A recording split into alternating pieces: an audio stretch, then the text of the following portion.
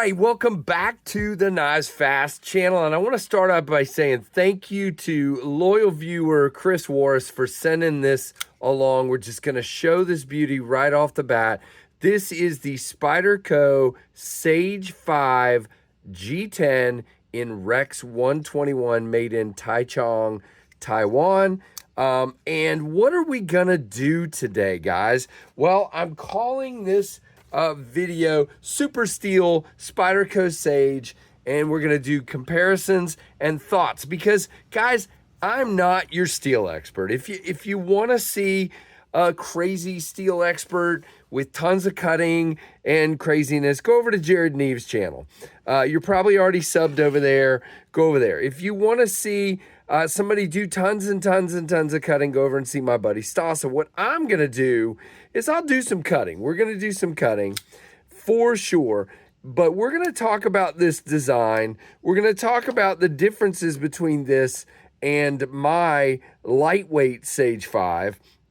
We're going to talk a little bit about my thoughts on Rex 121, and we're going to do a lot of comparisons. So, again, this is going to be a fun video. Stick around for what I'm going to call real world talk on this knife, because I think sometimes other reviewers, and again, I'm not picking on anybody, especially not the guys I just mentioned, get so tied up in the properties of the steel, and, you know, gotta have a super steel and gotta have this and gotta have that, instead of the practical thoughts about what it means to your everyday use and carry. Now, I'm just gonna say right off the bat, that Rex 121 is amazing as a work steel. So if you want to take this knife and you want to take it to a place where you're going to be cutting tons of stuff all day, cardboard left and right, like breaking down boxes or making boxes and cutting pieces or whatever you're doing, or cutting straps at a job, and you're just doing that all day long, and you want something with ultra toughness and hardness, you know, premium hardness, the best there is. If you just want something that's going to hold up extremely well, then that's amazing. This is going to be the knife for you. Now, right off the bat, this is a $300 knife, and they are not currently available. They kind of sold out really, really quick. Okay, so you've got G10 with, you obviously have nested liners here with some milling, and you have what's called a compression lock, which is basically the same thing as what a lot of people are using as a top liner lock. But in this case, you just have a tab here if you're not familiar with the compression lock.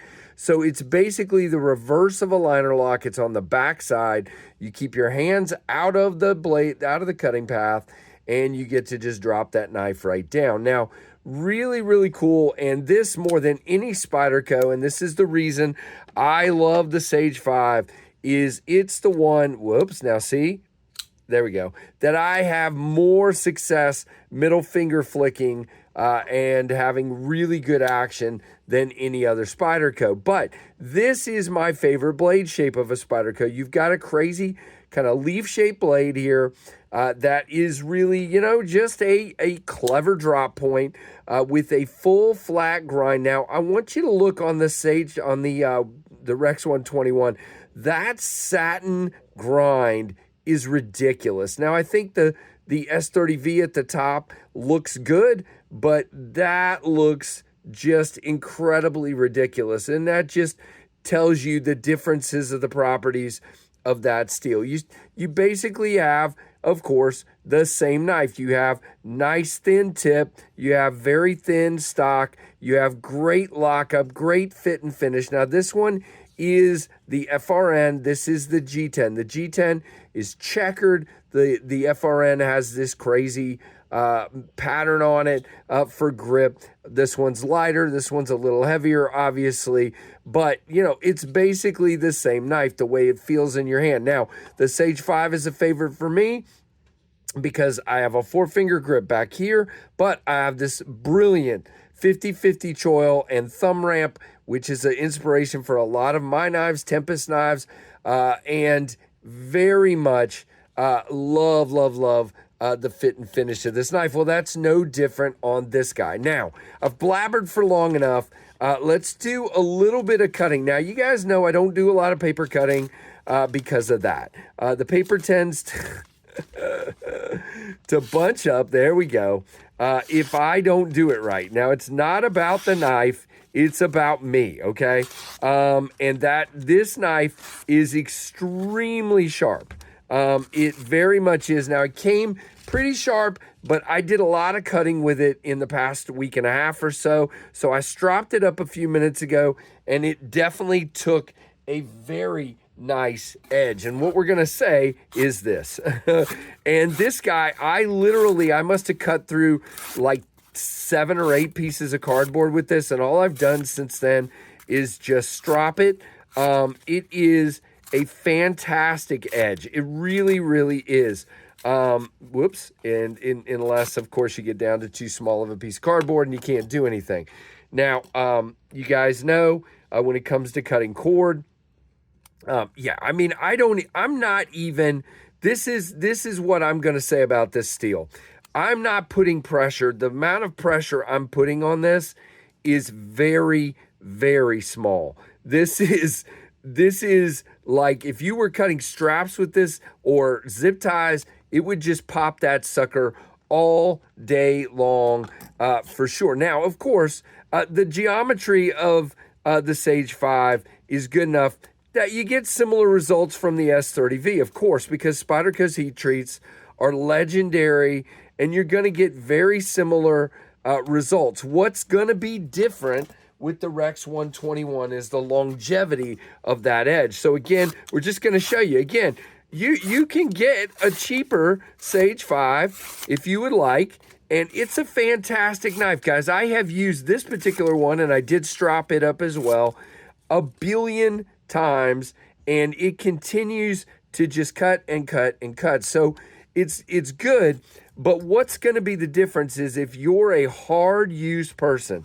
that hard uses your knives all day long, then this is going to be a much better steel and worth the investment for you. If you're like me and you're cutting open some boxes that come in every day and you're just kind of just cutting some things here and there, and not hard using your knives, then, the S30 is going to be fine.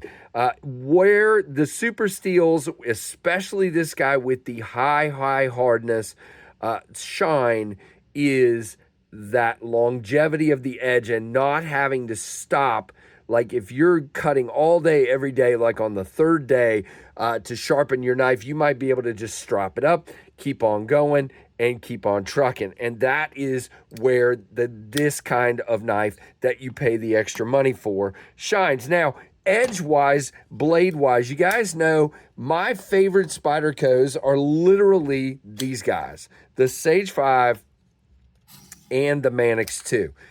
Now, whoops, I got this backwards. Here we go. So we got the G10, Sage 5, and the Manix 2, and we've got the FRN, Sage 5, and Manix 2. These, to me, comprise my favorite Spydercos, no doubt. And I definitely need, this is going back to Chris, but I'm definitely going to have to get a G10 Sage 5 just to have more options. And by the way, I'm just going to give you another category of this. If you just enjoy having super steels in your collection and you're still like me and you're only cutting little things here and there, a premium knife, a premium steel on a limited run Spyderco is really cool to have. I had one of the original bento box PM2s in M390, and it was just cool to have that. It was super cool. I did end up selling it, but it's because my taste changed. But really cool knives overall. Now, of course, we can throw our regular, let's move the Manixes for a moment. By the way, blade shape wise, let me just do this. I almost forgot. You can see, very similar blade shapes here. We have very similar thicknesses, very similar blade shapes. I would actually, if I was, they are different, of course, but I would actually say the Sage is kind of a mini Manix 2, of course, different lock. I get it. Don't get all hung up on that, because somebody's going to say, well, they're not. They're different. Of course they are. Of course they are. But they're also similar as far as ergonomics and cutting and blade shape for sure. Now, there is your Ontario Rat 1 and your Ontario Rat 2. Now, there also is an FRN version of this Sage 5 Rex 121. So I think that one was running like $255, if I remember correctly. Now, if you guys don't know, the overall blade length, the overall length of a Sage 5 is 7.2 inches with a 3-inch cutting edge and a 0.12 thickness. And again, they call it a spear point, which it definitely drop point, spear point, leaf shaped blade, whatever you want to call it. Handle of 4.17 with a handle thickness of just 0.43. Now, that's another important thing. Even though these are flat scales, you get a very nice grip because you don't have overly chunky handles.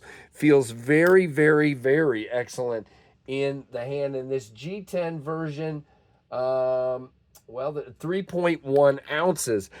Now, of course, you're going to go back down closer to 2 ounces with the lightweight version. And now that they're making the lightweight versions where you can take them apart, I'm much more likely to get some of these lightweight versions. But I really, really like this guy, and I'm really appreciative of Chris for sending this along. And you know what? We're just going to do a little more cutting because it's fun.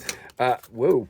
I got all these knives laying out here. I'm probably going to cut myself. So it's just, I guess what I would say again, this is not a full review. And the reason it's not a full review is I've already reviewed the Sage 5. And there's no reason for me to do another full review of this knife. And it's a Spyderco and it's Taiwan. So they've done the hardness right. There's no lock rock. There's no blade play. We have a beautiful lockup. We're going to be centered. I haven't even looked yet. Yep. We're good. Let's see. Yep, we're good. The action is great. This might be the best Spyderco I've seen as far as action goes. Yeah, this has a great detent. Pops out there really, really well. And again, it's just finished so well. So again, hope you guys enjoyed kind of my take on this. It's never going to be me cutting half the world for you guys. And plus, this is somebody else's knife. I wanted to do, and Chris did tell me to, in fairness, I wanted to do some wood cutting with it, but I just don't feel right with somebody else's knife doing that. I wanted to do a bunch of like feather sticking and that kind of stuff. This would be a fantastic camping knife with these G10 scales. Lots of grip. Very good. I love the ergos, man. It is a fantastic knife. And again, I think where you're jumping from, I think this one is like 180 or something. Where you're jumping to 300 is because of this steel. And it's that simple. And this is at the top of every chart as far as hardness, as far as toughness. And I think if you're into that and if you work hard with your knives, then I think this is a great, great option for you. So hope you guys enjoyed that. Give me a thumbs up. If I can find my sticker in all this mess, I'll put it back down here. Guys, thumbs up, comment down below, comment and subscribe and hit that notification bell. And thank you for watching the Knives Fast channel.